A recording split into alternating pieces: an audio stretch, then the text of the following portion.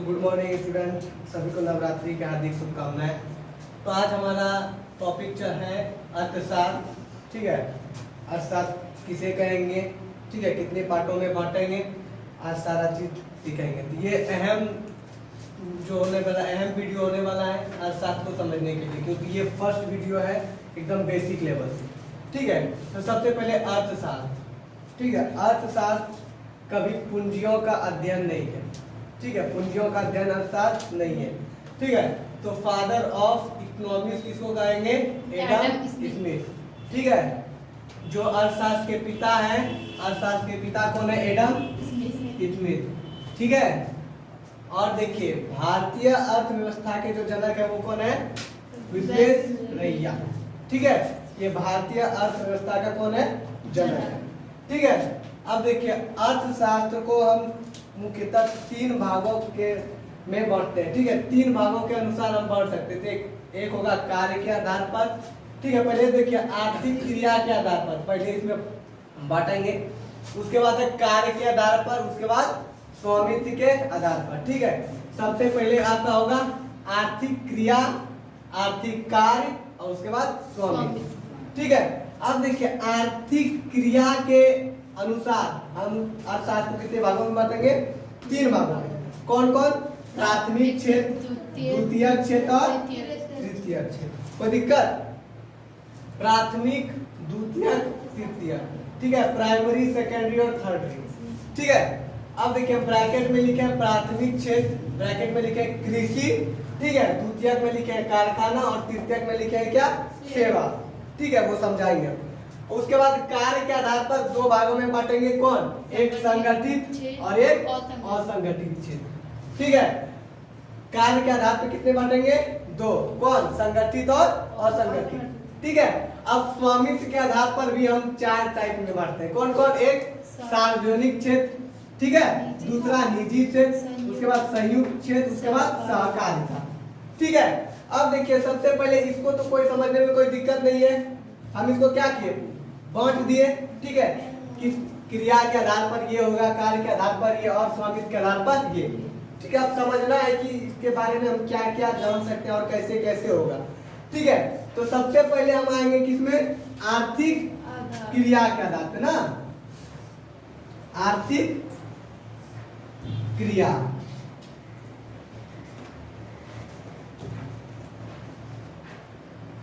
देखो आर्थिक क्रिया के आधार पर हम कितने भागों में बांटे हैं? तीन भागों में ना।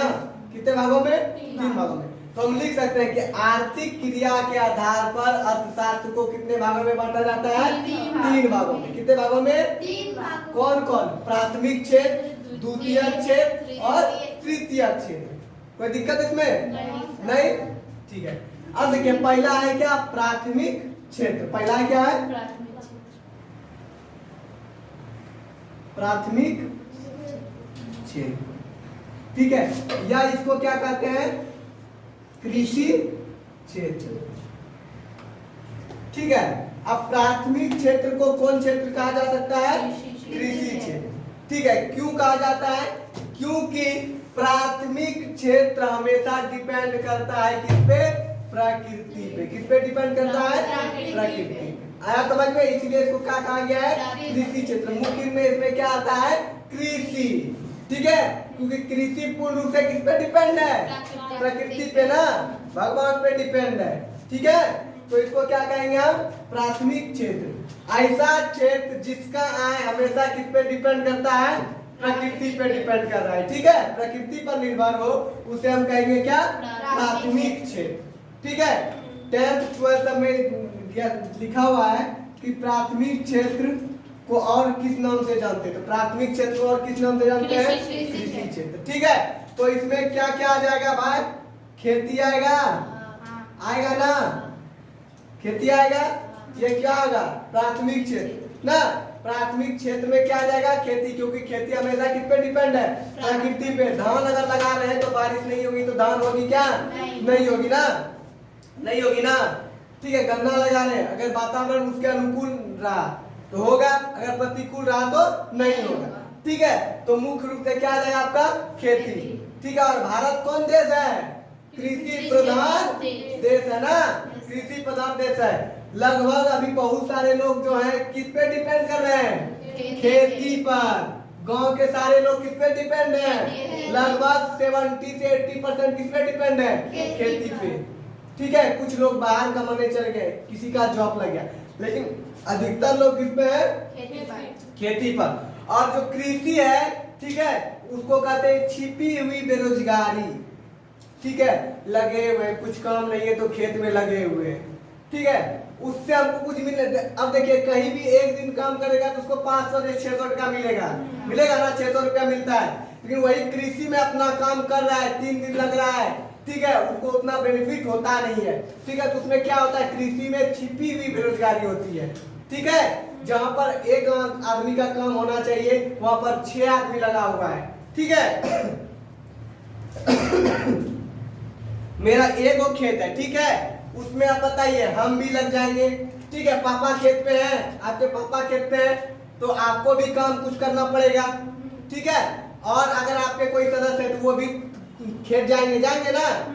देखिए, तो उसमें क्या हो गया? छिपी, एक आदमी का काम है लेकिन वहां लग कितना रहा है? बहुत सारे लोग लग रहे हैं। ठीक है, उसमें क्या होता है? छिपी हुई बेरोजगारी होती है।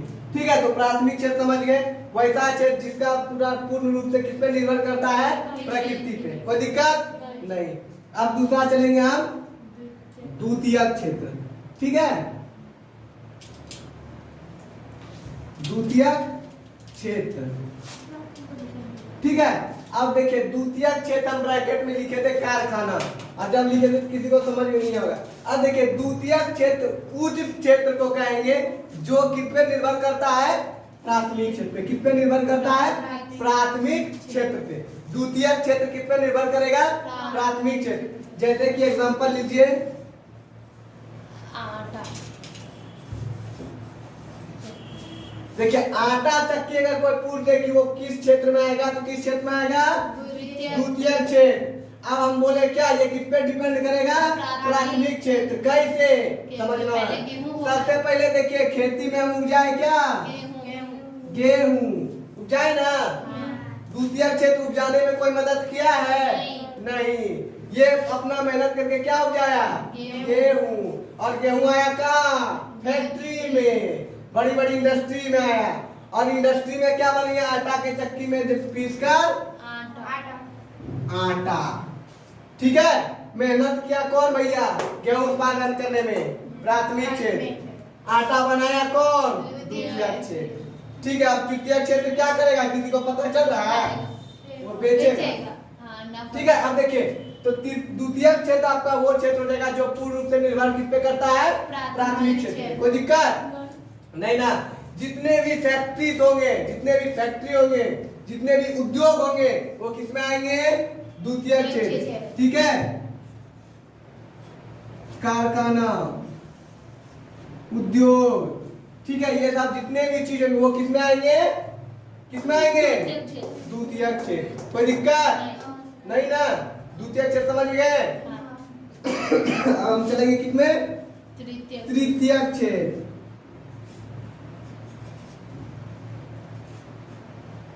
तृतीयक क्षेत्र। अब देखिए, द्वितीय प्राथमिक क्षेत्र में जितना मजदूर लगेगा उससे कम मजदूर किसमें लगेगा? द्वितीय क्षेत्र में। ठीक है, अच्छा बताइए, गांव में ये पूरा, अच्छा मान के चलिए एक गांव का लीजिए, गांव में कितना आदमी हो सकते हैं? लगभग 10,000 लोग होंगे। ठीक है, 10,000। अच्छा बताइए, 10,000 से 10,000 बाहर जाते हैं कमाने क्या? नहीं, मुश्किल से कितने जाएंगे? 2,000। ठीक है, 2,000 बहुत चल गए, 3,000 चल जाएंगे, इससे अधिक नहीं। ठीक है, तो 7,000 तो अभी भी गांव में पड़े हुए हैं, पड़े हुए ना, 2,000 बाहर। ठीक है, तो बताइए, इससे तो कम व्यक्ति यहाँ पर लग रहा है कि नहीं? द्वितीय क्षेत्र में लग रहा है ना। ठीक है, इससे समझ गए। ठीक है, इसमें क्या होगा? बेरोजगारी छिपी हुई होगी। इसमें क्या होगा? आदमियों की संख्या अधिक होगी, लेकिन इसमें क्या होगा? प्राथमिक क्षेत्र से आदमियों की संख्या, श्रमिक की संख्या कम होगी। अब तृतीय क्षेत्र, इसका दूसरा नाम है सेवा क्षेत्र। इसको क्या बोलते हैं? सेवा क्षेत्र। ठीक है, अब देखिए, इसमें वैसे क्षेत्र आते हैं। अब देखो, इससे जो है ये डिपेंड किस में करता है पता है? अब ये क्या करता है? इन दोनों के बीच मध्यस्थता का काम करता है। ठीक है, बोलता है ना, बीच में बीच में जो होता है, ठीक है, उसको कम करते हैं। ठीक है, अब देखो मान के चलो प्राथमिक क्षेत्र में उपजाया क्या, गेहूं। अब गेहूं आएगा कब, फैक्ट्री में ना। फैक्ट्री में लाने का काम कौन करेगा भैया, कौन करेगा, ट्रक करेगा ना। ये जो ट्रक होगा वो होगा तृतीय क्षेत्र ना भैया। उसको उपजाने से मतलब है ना, आटा पिसवाने से मतलब है, आटा बनवाने से, वो ला के पहुंचा दिया। उन दोनों के बीच में क्या किया, एक चैन का काम किया कि नहीं, जोड़ने का काम किया कि नहीं। वही जोड़ने का काम कौन करता है, तृतीय क्षेत्र। किसी को कोई दिक्कत नहीं ना। अब देखिए तृतीय क्षेत्र ये दोनों के बीच मध्यस्थता का काम करता है, और ये दोनों को क्या करता है, एक चैन के भांति जोड़ने का काम करता है। इसमें जो होता है पता है इसमें क्या होता है, इसमें पूंजी बहुत कम लगता है, ठीक है, मुनाफा बहुत अधिक होता है, श्रमिक बहुत कम लगता है। ट्रक ड्राइवर है, ठीक है, ट्रक है तो मान के चलिए, और उस ट्रक में जितना इसको खेती करने में लगा होगा ना, ट्रक पे क्या आदमी चलाता है, मुश्किल से ट्रक पे 2 आदमी रहता है ना। हाँ। एक ड्राइवर और एक खलासी, ठीक है। लेकिन वही उतना जितना वो गेहूं लेके जाएगा फैक्ट्री, उसी को गेहूं को उपजाने में उसमें बहुत सारे लोग लगे होंगे ना। और फैक्ट्री में भी बहुत सारे लोग लगेंगे, लेकिन उसको पहुंचाने का 2 आदमी, चल लोड करने पहुंचा देते हैं, 2 आदमी पहुंचा दिया फैक्ट्री, ठीक है, 2 आदमी पहुंचा दिया, तो उसमें क्या बताइए, आदमी की कमी लगी, श्रमिक की कमी हुई ना, 2 आदमी लगा। अब बताइए पूंजी की कमी हुई कि नहीं, हुई ना। एक ट्रक खरीद दिया, पहुंचा है, बार आया समझ में, ठीक है। इनकम अधिक हुआ कि नहीं है, ये उपजाया या आपने, उससे हमको क्या मतलब, हमको तो पहुंचाना है। अधिक मुनाफा हुआ कि नहीं, आया समझ में। तृतीय क्षेत्र को सेवा क्षेत्र, जितने भी सेवा सेक्टर में आएंगे सबको कहेंगे तृतीय क्षेत्र, ठीक है, आया समझ में। बैंक समझ रहे ना, ठीक है। बैंकों का बैंक किसे कहते हैं, रिजर्व बैंक ऑफ इंडिया, ठीक है, आरबीआई जो पैसा छापता है, ठीक है। पैसा छापने का काम जो होगा उसमें किसको कहेंगे, द्वितीयक में आएगा। पैसा छापने का काम कितना आएगा, लेकिन पैसा छापने का जो मटेरियल आएगा कहाँ से आएगा, प्राथमिक से, और उस पैसा को निर्यात जो करेगा कौन करेगा, तृतीय क्षेत्र। आया समझ में, कोई दिक्कत नहीं ना। किसी के पापा बैंक मैनेजर है, वो किसमें आएंगे, तृतीय क्षेत्र है, तृतीय क्षेत्र। वो आएंगे तुम्हारा देखो संगठित क्षेत्र, ठीक है। तृतीय क्षेत्र हो गया, समझ में आया कोई, किसी को दिक्कत तृतीय क्षेत्र में नहीं। अब आएंगे हम संगठित और संगठित, ठीक है। संगठित क्षेत्र और असंगठित क्षेत्र, इसको मिटा दे, कोई दिक्कत नहीं ना। चलिए अब लोग चलेंगे हम लोग किस पे, आर्थिक क्रिया के आधार पर हम समझ गए। अब चलेंगे हम क्या, कार्य के आधार पर, ठीक है। तो सबसे पहले तो हम होगा क्रिया के आधार पर, अब कार्य के आधार पर, जो जैसा काम करता है, ठीक है, उसको अलग अलग भागों में बांटते हैं, ठीक है, ठीक है। अब देखो कोई सरकारी जॉब कर रहा है, कोई प्राइवेट जॉब कर रहा है, काम तो दोनों कर रहा है, दोनों अर्थव्यवस्था में अपना हिस्सेदारी दे रहा है। कोई अधिक कमाता है वो टैक्स दे रहा है, ठीक है। लेकिन उसको हम कैसे बांटेंगे, संगठित और संगठित, ठीक है। संगठित क्षेत्र उस क्षेत्र को कहेंगे जिसमें समय, काम, छुट्टी, पैसा, ये सब क्या हो, निश्चित हो, ठीक है। मतलब सरकारी जॉब, ठीक है, बड़ी बड़ी कंपनियां, ठीक है, बड़ी बड़ी कंपनियां में भी बहुत कुछ नियम होते हैं, ठीक है। वो सारे किसमें आ जाएंगे, आपका संगठित क्षेत्र में, ठीक है।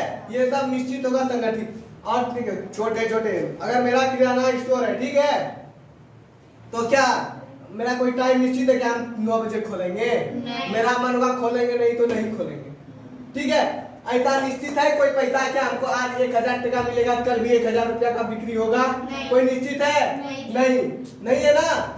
वो क्या हो जाएगा आपका असंगठित क्षेत्र, कोई दिक्कत नहीं ना, कोई दिक्कत नहीं। चलिए अब संगठित क्षेत्र, संगठित क्षेत्र ऐसा क्षेत्र जिसमें समय, काम, छुट्टी, पैसा, ये सब क्या हो, निश्चित हो, उसको कहेंगे हम संगठित, ठीक है।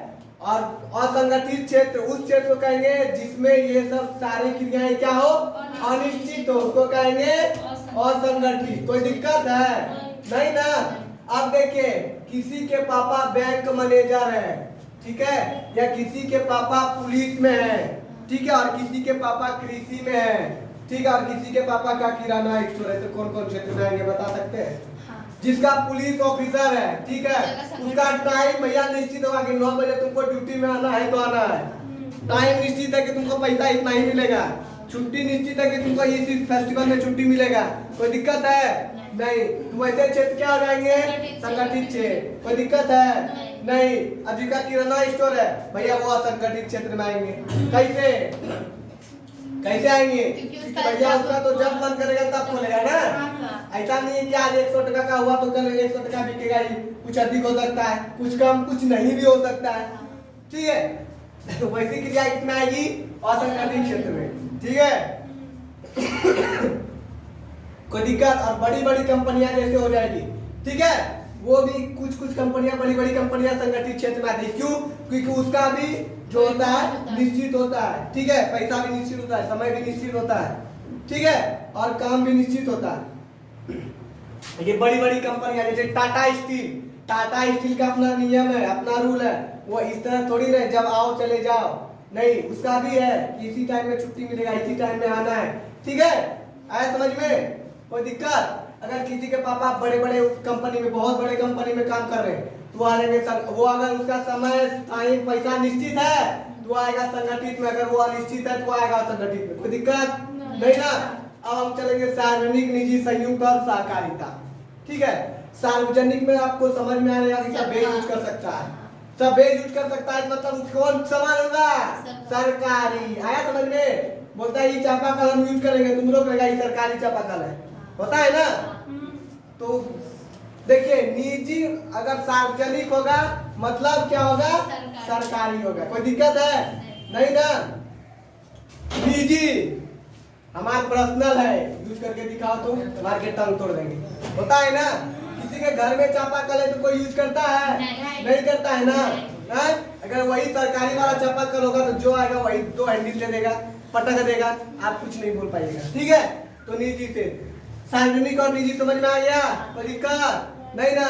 सार्वजनिक क्षेत्र का स्वामित्व किसके हाथ में रहता है? सरकार। उसका मालिक कौन? सरकार। निजी में मालिक कौन? हाँ, ये जो कोचिंग पढ़ा रहे हैं ये हमारा निजी क्षेत्र है, ठीक है, इसका मालिक हम है। ठीक है, सरकार आपके इतने टर्म नहीं आ सकता। ठीक है, अब देखो संयुक्त क्षेत्र। ठीक है, संयुक्त क्षेत्र। ठीक है, संयुक्त क्षेत्र में क्या आएगा? संयुक्त क्षेत्र में आएगा क्या? सरकार और निजी, मतलब दोनों का जो होता है पार्टनरशिप, उसी को कहेंगे हम क्या? संयुक्त क्षेत्र। दोनों मिलकर कहीं काम कर रहा है तो उसको क्या कहेंगे? संयुक्त क्षेत्र। ठीक है, कोई दिक्कत नहीं ना। और सहकारिता में भी सेम वही होता है कि दोनों सरकार पार्टनरशिप पे काम करती है। और सबसे बड़ा उदाहरण इसका संयुक्त क्षेत्र का होगा मेट्रो। ठीक है, मेट्रो सरकार भी उसमें है, ठीक है, उसमें पार्टनरशिप निजी व्यक्ति भी किया है। इसी तरह तुम्हारा सहकारिता होगा। ठीक है, इसमें आता है कोऑपरेटिव। ठीक है, कोऑपरेटिव बैंक सुनी होगी। ठीक है, ये सब हुआ ना, ये सब है तुम्हारा सहकारिता का उदाहरण। कोई दिक्कत? आपको अर्थशास्त्र के बारे में बहुत बढ़िया समझ में आ गया होगा। अगर किसको समझ में, अगर किसी को नहीं आया होगा वो लोग बोलेंगे, ठीक है, कमेंट भी करेंगे जिसको समझ में नहीं आया होगा। चलिए मिलते हैं नेक्स्ट क्लास में, तब तक के लिए धन्यवाद।